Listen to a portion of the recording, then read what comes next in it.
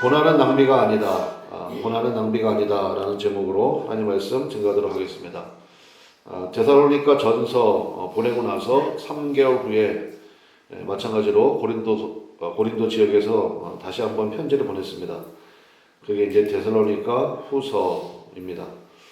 그러니까 급박하게 또 하나 답변해 줘야 될 문제가 있었던 것 같습니다.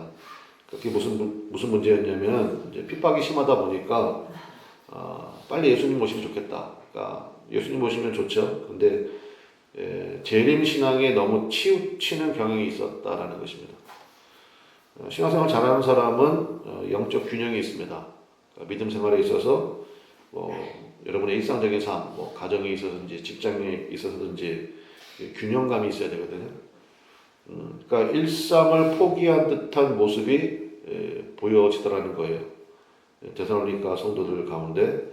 그래서 우리 3장 한번 살펴보겠지만 3장 10절에 사도 바울이 아주 대놓고 얘기하죠. 일하기 싫거든 먹지도 말라.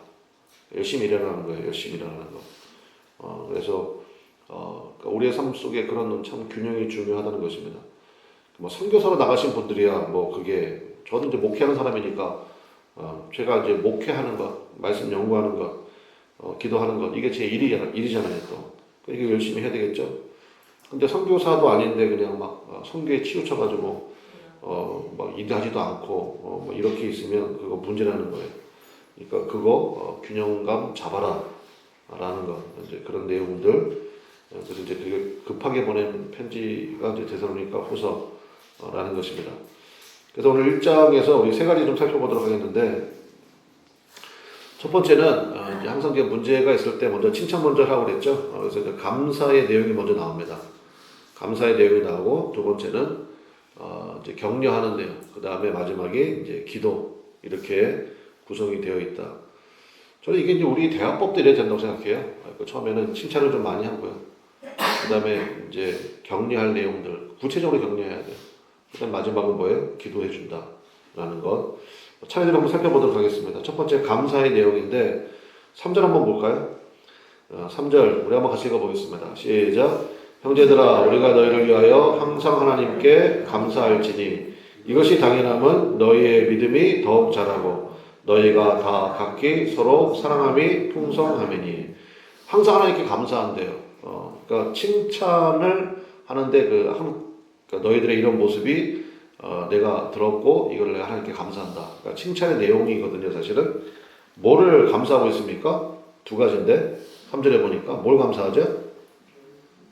너희의 믿음이 더욱 자라고, 두 번째는요 서로 사랑함이 풍성하다. 이거예요. 이거 감사한다는 것입니다. 그래서 자라나는 믿음과 풍성해지는 사랑으로 인해서 감사한다. 여러분 믿음과 사랑은 사용해야 자랍니다. 그러니까 배터리도 그렇잖아요. 자꾸 써야지. 아무리 좋은 차라도요. 시동도 걸어놓지 딱 그냥 오랫동안 세워두면 차가 망가져요. 그러니까 자꾸 돌려줘야지 그 엔진 돌아가야 힘이 생기고 더 부드러워지고 이런 거 있잖아요. 믿음과 사랑도 마찬가지라는 것입니다. 자꾸 사용해야 됩니다. 사용해야 자라고요. 그다음에 점점 더 풍성해져요. 사랑이 풍성해진다는 얘기는 무슨 얘기겠습니까? 그러니까 계속해서 희생하는 모습이 있었다라는 거죠. 그래서 역시 믿음은 반응의 문제다라는 걸 다시 한번 우리가 깨닫게 됩니다. 똑같은 태양 아래서 진흙은 굳어지죠. 그런데 얼음은 녹습니다. 그러니까 우리가 태도를 결정해야 돼요. 하나님 앞에. 그래서 환난 가운데 믿음으로 계속 반응해야 되고, 그러니까 믿음을 계속 사용해야 된다고요. 아니 예를 들어서 내 뜻대로 다 달잔다 그러면 믿음 쓸 일이 뭐가 있어요. 근데 우리가 새벽마다 나와서 기도하고 하나님 앞에 부르짖고 또 응답받아서 감사하고, 그게 뭐예요? 믿음 쓰는 거잖아요 지금. 그러니까 하나님께서 우리 가운데 있는, 여러분 기도 제목도 많이 있으시죠? 그거 굉장히 감사한 내용이라고요. 그게 있으니까 내 뜻대로 뭐가 안 돼, 타이밍도 안 맞아. 그러니까 하나님 앞에 가서 간구해야죠. 그리고 우리 주변에 우리의 도움이 필요한 사람들이 많이 있잖아요. 그래서 계속 희생하는 모습, 사랑해주는 모습, 그게 있어야죠. 그게 있어야 정말 하나님께서 기뻐하시는 거 아닙니까? 그거 감사한다는 거예요. 그 다음에 두 번째는 감사하는 내용이 뭐냐면 4절에 보니까 네, 4절 한번 읽어봅시다. 4절 시작. 그러므로 너희가 견디고 있는 모든 박해와 환난 중에서 너희 인내와 믿음으로 말미암아 하나님의 여러 교회에서 우리가 친히 자랑하노라. 그러니까 다른 교회도 자랑하고 싶을 정도라는 거예요. 뭘 자랑하고 싶다는 거예요? 너희가 견디고 있는 모든 박해와 환난 중에서 뭐를 보여줬대요? 인내와 믿음. 아까 말씀드린 거랑 똑같잖아요. 그러니까 고난은 낭비가 아니라니까요. 하나님께서 우리에게 주시는 박해가 있고요. 환난이 있습니다. 근데 거기에서 인내와 믿음. 여러분 야고보서 말씀 잘 하시잖아요. 환난은 인내를, 그다음에 인내는 연단은 소망을 낳는 줄을 우리가 알아야 되니까 환난 가운데 있을 때 우리가 해야 될 게 뭐예요? 이게 인내와 믿음이 똑같은 얘기라고 그랬잖아요. 믿음이 뭐라고 그랬어요? 에무나라고 그랬죠. 뜻이 뭐라고 그랬어요? 견딤이라니까요. 그러니까 사실은 인내와 믿음이 똑같은 동의어예요. 믿음이 있으니까 인내하고 인내가 왜 인내합니까? 믿음이 있으니까 인내하는 거잖아요. 그러니까 이게 같은 뜻이라고 했고 환난 가운데 있을 때 인내와 믿음이 있어야 돼요. 그러면 연단의 뜻이 뭐예요? 실력이 생긴다고요. 실력이 생기고. 그러니까 이제 저는 그걸 영적 근육이라고 표현하고 싶은데, 근육이 생기는 거예요, 근육. 그리고 뭐 지난번에도 어떤 의사 인터뷰 보니까 50 넘으면 근육에 신경 써야 된다 그런 얘기 하더라고요. 많이 여러분 요즘은 상식이 됐잖아요. 그래서 특별히 등 근육 얘기 많이 하대요. 등 근육이 튼튼해야 된다고. 그 다음에 두 번째가 종아리 근육이래. 종아리가 제2의 심장이래요. 거기서 이렇게 펌프질 해줘야 된대. 종아리가 팍 피가 이렇게 순환해야 되잖아요. 피가 순환 잘 되려면 종아리가 근육이 있어야 된대. 여러분 종아리만 만져보세요. 매끈한 종아리가 좋은 종아리가 아니에요.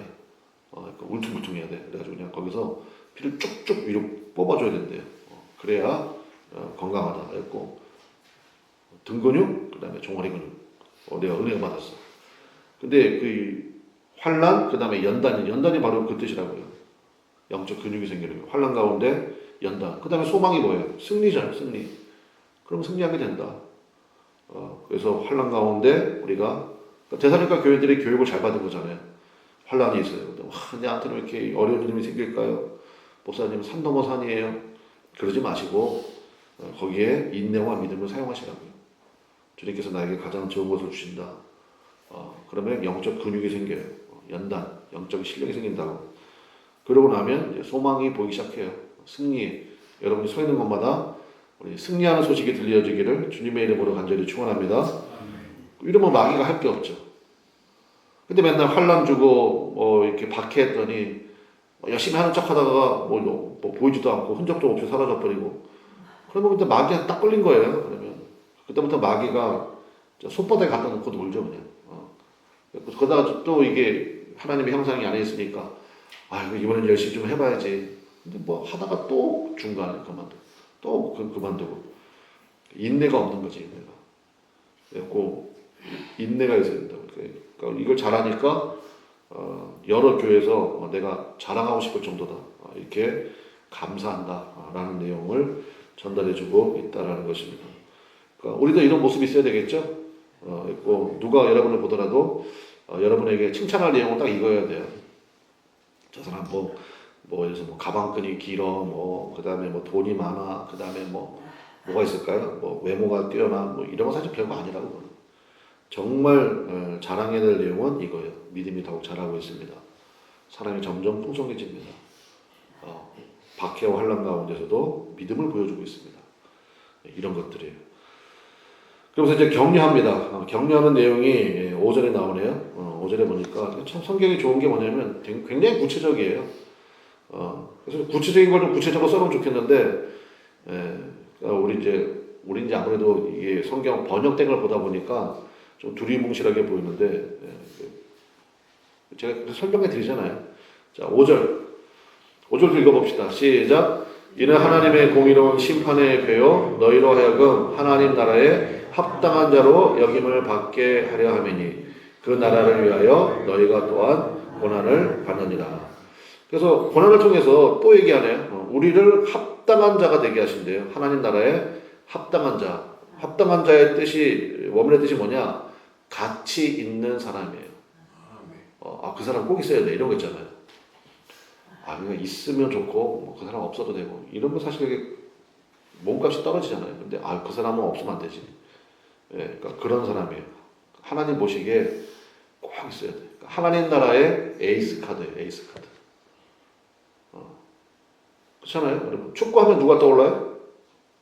손흥민이잖아. 저희 때는 차범근이었어요. 근데 요즘은 누가 요즘에 뭐 차범근 누가 알아요? 손흥민이지. 그러니까 뭐 에이스 카드잖아. 에이스 카드. 맨날 뭐 이렇게 스포츠 소식 보면 맨날 뭐 손흥민 선수가 국가대표에 들어오는 애 만에 막 그거 가지고 뭐 감론을박이 있고 막 그러던데, 야 진짜 손흥민이 중요한 게 중요한 것보다, 왜냐면 문제를 풀어가는 사람이잖아요. 그러니까 참 활로가 안 보일 때 그걸 풀어낼 수 있는 힘 있는 사람.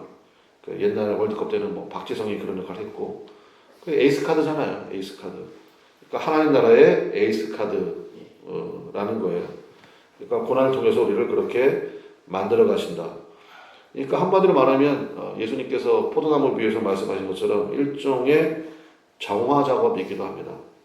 그래서 가짜는 없어지고 진짜는 더 뜨거워지게 만들어 주시는 거. 그런 은혜가 있다라는 거예요. 그러면서 6절부터 9절에 이제 격려하는 내용인데 하나님께서 갚아 주신다는 거예요. 그래서 보상과 보응이 있다. 그래서 영생과 영벌, 이제 이런 얘기가 나오는데 7절 한번 보겠습니다. 7절 같이 읽어봅시다. 시작. 환난을 받는 너에게는 우리와 함께 안식으로 갚으시는 것이 하나님의 공이시니 주 예수께서 자기의 능력의 천사들과 함께 하늘로부터 불꽃 가운데 나타나실 때에, 그 안식으로 이제 우리에게는 이제 갚아주신다. 보상에 대한 내용을 좀 이따 보고, 그 다음에 이제 그 보응이 있죠. 보응. 그게 이제 우리가 그런 얘기 들어보셨죠? 영벌. 영벌이 뭐의 줄임말이냐? 9절에 보세요. 9절에 보니까 이런 자들은 주의 얼굴과 그의 힘의 영광을 떠나, 그 다음 같이 가봅시다. 시작. 영원한 멸망의 형벌을 받으려다. 영벌의 줄임말이 이거예요. 영벌의 줄임말이 뭐예요? 영원한 멸망의 형벌이에요. 그래서 영생과 영벌 이렇게 얘기하잖아요. 하나님의 보응이 있다는 거예요. 그러니까 데살로니가 교인들은 이거를 확 믿어버린 거예요. 바울이 3주밖에 있지 않았는데 이게 너무 뜨거워지다 보니까 일도 안 할 정도로 그건 좀 문제가 있다는 거지. 근데 어쨌든 그 태도, 방향은 옳다. 이제 그 얘기를 하고 있다라는 것입니다. 그러니까 경계의 말씀이니까 우리가 기억해야 되는데 8절이 그래서 중요하거든요. 그럼 누가 영벌을 받냐는 거예요. 누가? 8절에 보니까 첫 번째 뭐라고 되어 있습니까? 하나님을 모르는 자들. 첫 번째 하나님을 모르는 자들이 영원한 멸망의 형벌을 받게 된다. 두 번째는요, 우리 주 예수의 복음에 복종하지 않는 자들. 그러니까 첫 번째 하나님 모르는 자들이고요. 두 번째는요, 알긴 알아서 이제. 그런데 복음에 뭐하지 않는 자들, 복종하지 않는 자들. 아는데 순종하지 않는 거예요. 그러니까 종교란에 기독교라고 써. 근데 하나도 순종하는 건 없어. 영벌의 영벌, 영원한 멸망의 형벌이라고. 그러니까 정신 차리시라고요. 경계하잖아요 지금. 그래서 여러분 일단은 하나님을 모르는 자들이 있으면 안 되잖아요. 그러니까 전하는 자가 있어야 들을 거 아닙니까? 그래서 전도해야 돼요 우리가. 그러니까 베트남까지 가서라도 우리가 복음을 증거하고. 그러니까 여러분 기도 많이 해주십시오. 우리 가는 8명 위해서 가가지고 때를 얻든지 못 얻든지 항상 주의 복음을 증거하게 하시고. 근데 가면 제가 뭐 2번 정도 설교할 기회가 있을 건데, 설교할 때 정말 베트남 사람들 참 문화도 다르고 생김새도 다르고 언어도 다른데 어떻게 복음을 증거할까? 그러니까 여러분 기도 많이 해주셔야지. 그래서 하나님을 잘 소개할 수 있도록 그거 해야 될 거 아닙니까? 그래서 열심히 가서 복음 증거해야죠. 하나님을 알 수 있도록. 또 하나님을 아는 사람들이 있을 거 아닙니까? 그 사람들에게는 더욱더 주의 복음에 복종할 수 있도록. 여러분 제가 어젠가 이틀 전이구나. 이틀 전에도 누구 만나서 한참 얘기했는데, 그러니까 결론이 뭐였느냐? 머뭇거릴 시간이 없다 였어요. 이제 여기 앉아 계신 분들도 그렇잖아요. 지난주 토요일이군요. 토요일에 여기 건물주 되는 분 만나가지고 뭐 이런 얘기, 저런 얘기 했는데, 서로도 놀랐어요. 서로 벌써 25년 되셨어요. 벌써 26년 되셨어요. 그래서 시간 금방 가더라고요. 그랬고 뭐 얘기는 다른 거 아니고 어쨌든 자기는 교회를 너무 도와주고 싶다. 뭐 그런 얘기 하시고 마음만이라도 고맙잖아요. 뭐 어쨌든 그런 얘기 나눴습니다. 그래서 여러분 짧은 인생이라고요. 그렇잖아요. 그러니까 저 어제도 제 아내하고 잠깐 그런 얘기 했는데 그 여기 이제 할머니들 계시잖아요. 할머니들 계신데 보니까 지금 제 아내 나이 때 할머니가 됐더라고. 우리 장모님 얘기해요. 장모님 그 나이 때 할머니가 됐어. 근데 아직은 우리 나이지만 근데 벌써 이제 시간이 이렇게 됐다고요. 굉장히 진짜 소사같이 가잖아요. 그래서 여러분 머뭇거릴 시간이 없습니다. 그래서 하나님 앞에 하나님의 영생의 보상이 있고요.